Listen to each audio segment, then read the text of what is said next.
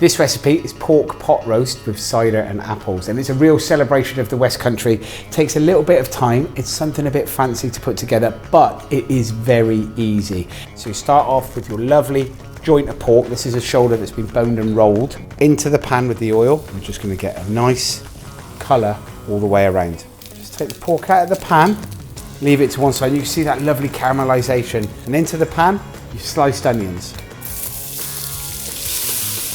Going to slice up 4 cloves of garlic.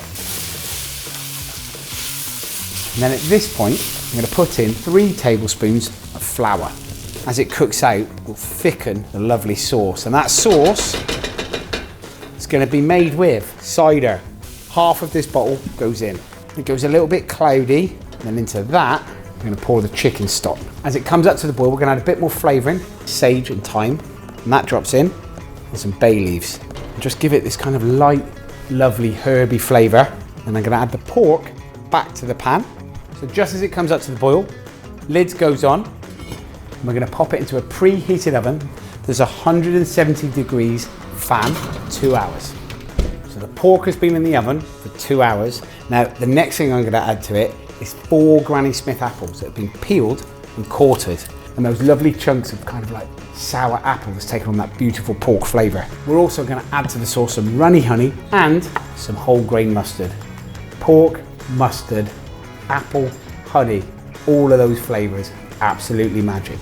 I mean, it just looks incredible. The smell that comes from that is amazing.